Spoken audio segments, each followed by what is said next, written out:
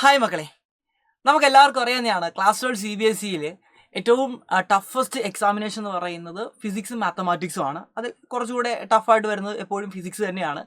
അപ്പോൾ ഈ ഫിസിക്സ് എങ്ങനെ നമുക്ക് എളുപ്പത്തിൽ ക്രാക്ക് ചെയ്യാം, അപ്പോൾ അതിനൊരു മെത്തേഡുണ്ട്. ആ മെത്തേഡ് ഞാൻ ഒരു ടോപ്പിക്കിലൂടെ നിങ്ങൾക്ക് എന്ത് ചെയ്യാം കാണിച്ചു തരാം. ഇപ്പോൾ എക്സാമ്പിളായിട്ട് പറയുകയാണെങ്കിൽ ഞാൻ എടുത്തിരിക്കുന്നത് മൂവിങ് ചാർജസ് ആൻഡ് മാഗ്നറ്റിസം എന്ന് പറയുന്ന ചാപ്റ്ററിലെ ഒരു ഇമ്പോർട്ടൻ്റ് ആയ ഒരു ടോപ്പിക്കാണ്. മറ്റൊന്നുമല്ല, നമുക്ക് എല്ലാവർക്കും അറിയാവുന്നതാണ് ബയോട്ട് സാവാർട്ടിലൂടെ ആപ്ലിക്കേഷൻ വരുന്ന ഒരു സർക്കുലർ കോയിൽ അതിൻ്റെ ആക്സിസിൽ പ്രൊഡ്യൂസ് ചെയ്യുന്ന മാഗ്നറ്റിക് ഫീൽഡിൻ്റെ ഒരു ഇക്വേഷൻ നമുക്ക് എല്ലാവർക്കും അറിയാം. ഒരു സർക്കുലർ കോയിൽ നമ്മുടെ കയ്യിലുണ്ട്. ഈ സർക്കുലർ കോയിൽ അതിൻ്റെ ആക്സിസിൽ പ്രൊഡ്യൂസ് ചെയ്യുന്ന മാഗ്നറ്റിക് ഫീൽഡ്. ഓക്കെ, ഇത് എക്സ് ഡിസ്റ്റൻസിലാണ്. ഇത് സർക്കിളിൻ്റെ എന്താണ് റേഡിയസ് ആണ് എ എന്ന് പറയുന്നത്. ഈ പോയിന്റിൽ പ്രൊഡ്യൂസ് ചെയ്യുന്ന മാഗ്നറ്റിക് ഫീൽഡിൻ്റെ ഡെറിവേഷൻ നമ്മൾ ചെയ്യുന്നതാണ്. അതിൻ്റെ ഇക്വേഷൻ എല്ലാവർക്കും അറിയണം.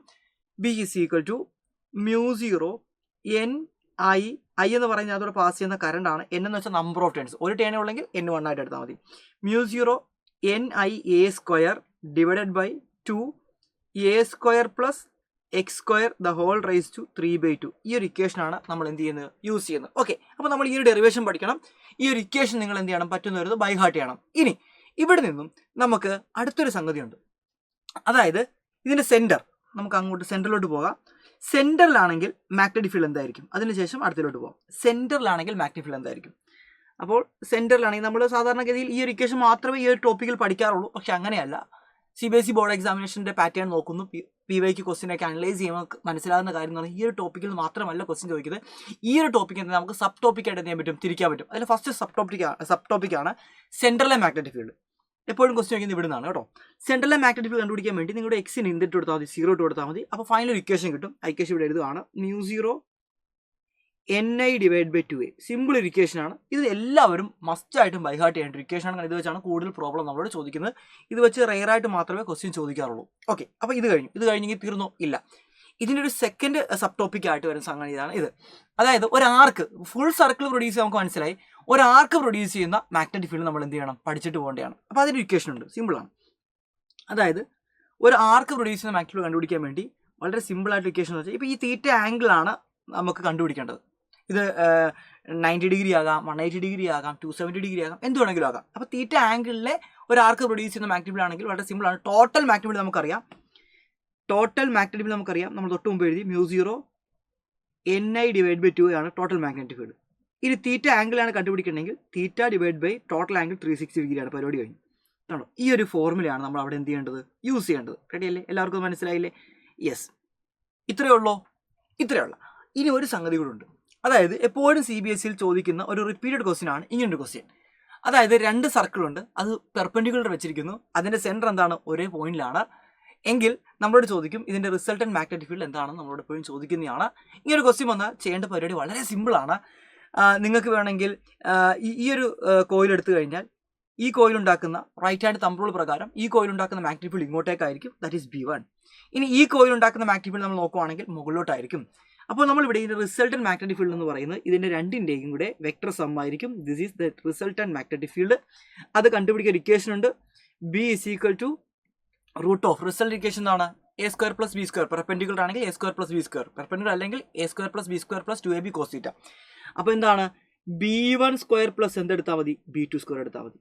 ഇനി ഇത് പല കണ്ടീഷനും ചോദിക്കാം. റേഡിയസ് ഒരേപോലെയാണ്, അല്ലെങ്കിൽ കറണ്ട് ഒരേപോലെയാണ് എന്നൊക്കെ ചോദിക്കാം. ഇപ്പോൾ റേഡിയസ് ഒരേപോലെ ആയിട്ട് നമുക്കൊന്ന് എടുത്ത് നോക്കാം. അതിനൊരു ഇക്വേഷൻ ഉണ്ട്. നിങ്ങൾ പറ്റുവാണെങ്കിൽ ഇത് മാത്രം പഠിച്ചാൽ മതി. ഈ ഇക്വേഷൻ നമുക്ക് വളരെ പെട്ടെന്ന് ഇവിടുന്ന് ഉണ്ടാക്കിയെടുക്കാൻ പറ്റും. റൂട്ട് ഓഫ് B1ൻ്റെ വാല്യൂ നമുക്കറിയാം, μ0 N. ഇങ്ങനെ കേസിലൊക്കെ സാധാരണ N1 ആയിട്ടാണ് വരുന്നത്, വിട്ട് കളഞ്ഞേക്കുക. μ0 NI1 കൊടുക്കുക. NI1 ഡിവൈഡഡ് ബൈ 2a എന്ന് വരും. 2aക്ക് വരെ ഇവിടെ റേഡിയസ് ആയതുകൊണ്ട് നമുക്ക് 6 കൊടുക്കാം. ഇവിടെ റേഡിയസ് 6 ആയതുകൊണ്ട് നമുക്ക് 6 കൊടുക്കാം. Whole square. ഇതേ സാധനം തന്നെ നമുക്ക് ഇങ്ങോട്ടേക്ക് ഒന്ന് കോപ്പി പേസ്റ്റ് അടിക്കാം. ഇതേ സാധനം തന്നെ നമുക്ക് ഇങ്ങോട്ടേക്ക് ഡ്യൂപ്ലിക്കേറ്റ് അടിക്കാം. നമുക്ക് ഈ ഒരു ഫിഗറിനെ അങ്ങോട്ടേക്ക് ഒന്ന് ജസ്റ്റ് ഒന്ന് മാറ്റേണ്ടിയിരിക്കുന്നു. ഇങ്ങോട്ട് മാറ്റാം. ജസ്റ്റ് നമുക്ക് ഇവനെ ഇങ്ങോട്ടേക്ക് നീക്കാം. റൂട്ടിന് എക്സ്റ്റെൻഡ് ചെയ്യാം, പ്ലസ് കൊടുക്കാം. ഇനി ഇവിടുന്ന് വളരെ സിമ്പിളാണ്. കോമൺ ആയിട്ടുള്ള ആൾക്കാരൊക്കെ ഒന്ന് പുറത്തെടുക്കുന്നു. μ0 പുറത്ത് വരാം, N പുറത്ത് വരും, 2 പുറത്ത് വരും, 6 പുറത്ത് വരും. റൂട്ട് ഓഫ് ഈ ഇക്വേഷൻ വളരെ സിമ്പിളായി I1 സ്ക്വയർ പ്ലസ് എന്തായിട്ട് മാറി, I2 സ്ക്വയർ ആയിട്ട് മാറി. റൂട്ടിന് പുറത്ത് സ്ക്വയർ വരുമ്പോൾ അത് സ്ക്വയർ ഇല്ലാതായിട്ട് മാറി. റെഡി. അപ്പോൾ ഇതാണ് അടുത്തൊരു ഇക്വേഷൻ. റെഡി അല്ലേ? അപ്പോൾ ഈ ഇത്രയും കാര്യങ്ങൾ നമ്മൾ എന്ത് ചെയ്യണം, ഇവിടെ അറിഞ്ഞെങ്കിൽ മാത്രമേ നമുക്ക് CBSE ബോർഡ് എക്സാമിന് വരുന്ന ക്വസ്റ്റ്യൻ ചെയ്യാൻ പറ്റത്തുള്ളൂ.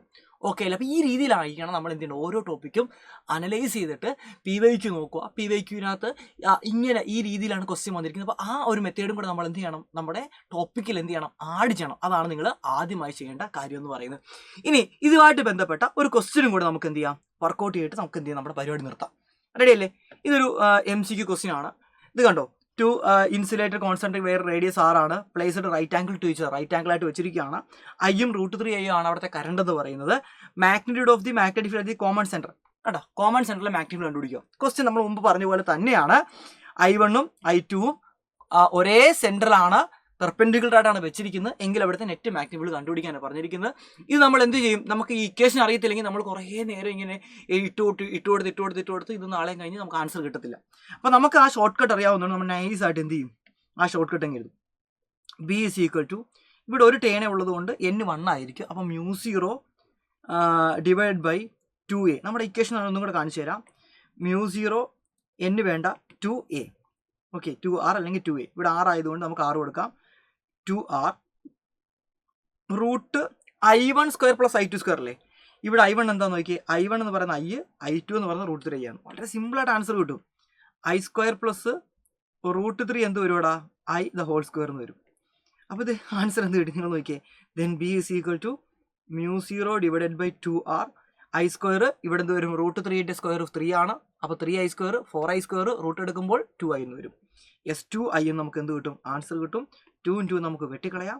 Then the answer become B = μ0 I / എന്ത് കിട്ടി മക്കളെ, 6 എന്ന് കിട്ടി.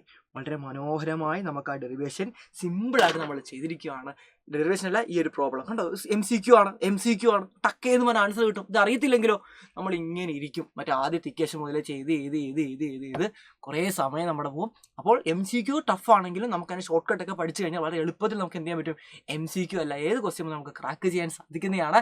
അപ്പോൾ ഇതേപോലത്തെ ക്വസ്റ്റ്യൻ ഈ ഒരു രീതിയിലായിരിക്കും നമ്മുടെ അഗ്നി ബാച്ചിലും ക്ലാസ്സുകൾ എന്ത് ചെയ്യുന്നത്, മുന്നോട്ടേക്ക് പോകുന്നത്. അപ്പോൾ അഗ്നി ബാച്ചിൽ നിങ്ങൾക്ക് ജോയിൻ ചെയ്യാൻ താല്പര്യം ഉണ്ടെങ്കിൽ ഉടനെ തന്നെ ജോയിൻ ചെയ്യുക. നമ്മുടെ മൺസൂൺ ഓഫർ ഇതാ ഇങ്ങനെ നടന്നുകൊണ്ടിരിക്കുകയാണ്. 10% ഓഫറോട് കൂടി തന്നെ നമ്മുടെ അഗ്നി ബാച്ചിലെ എല്ലാ കോഴ്സുകളിലൂടെ നിങ്ങൾക്ക് അഡ്മിഷൻ എടുക്കാൻ സാധിക്കുന്നതാണ്. ഈ ഒരു ഓപ്പർച്യൂണിറ്റി നിങ്ങൾ മിസ്സാക്കരുത്. ഉടനെ തന്നെ അഡ്മിഷൻ എടുക്കുക. നമുക്ക് 2 ബാച്ചുകളാണുള്ളത്. എന്താണ്, ബേസ് പ്ലാനും ഉണ്ട്, ഇൻഫിനിറ്റി പ്ലാനും ഉണ്ട്. യെസ്, അതിൻ്റെ ഡീറ്റെയിൽസും കാര്യങ്ങളൊക്കെ നിങ്ങളുടെ കിടപ്പുണ്ടെങ്കിൽ സ്ക്രീൻഷോട്ട് എടുത്ത് നിങ്ങൾക്ക് എന്ത് ചെയ്യാം, ഒന്ന് അനലൈസ് ചെയ്യാം. ഏത് പ്ലാനാണോ ബെറ്റർ നിങ്ങൾ അത് ചൂസ് ചെയ്യുക. എൻ്റെ അഭിപ്രായത്തിൽ ഇൻഫിനിറ്റി തന്നെ ആയിരിക്കും ബെറ്റർ എന്ന് പറയുന്നത്. കാരണം അവിടെ നമുക്ക് പേൾ വീഡിയോ ഉണ്ട്. പേൾ വീഡിയോയിൽ നമ്മൾ ഡീറ്റെയിൽഡ് ആയിട്ട് കൂടുതൽ ക്വസ്റ്റ്യൻസ് നമ്മൾ അവിടെ എന്ത് ചെയ്യുന്നുണ്ട്, വർക്കൗട്ട് ചെയ്യുന്നുണ്ട്. അപ്പോൾ നിങ്ങളുടെ കൺവീനിയൻസ് എന്താണോ അതൊക്കെ വെച്ച് നിങ്ങൾ എന്ത് ചെയ്യുക, നിങ്ങൾ ബാച്ച് പർച്ചേസ് ചെയ്യുക. അപ്പോൾ നമുക്ക് അഗ്നി ബാച്ചിൽ കണ്ടുപിട്ടാം. അപ്പോൾ എല്ലാവർക്കും ബൈ. വീഡിയോ ഇഷ്ടപ്പെട്ടാൽ ലൈക്ക് ചെയ്യാനും ഷെയർ ചെയ്യാനും കമൻറ്റ് ചെയ്യാനും മറക്കരുത്. അങ്ങനെ ചെയ്താൽ ഇതേപോലെ ട്രിക്കി വീഡിയോ ആയിട്ട് ഞാൻ ഇനിയും വരുന്നതായിരിക്കും. ഞാൻ മാത്രമല്ല, നമ്മുടെ എൻ്റയർ ടീം വരും. നിങ്ങളുടെ സപ്പോർട്ടാണ് നമുക്ക് വേണ്ടത്. സപ്പോർട്ട് ചെയ്യുമെന്ന് വിശ്വസിക്കുന്നു. ബൈ.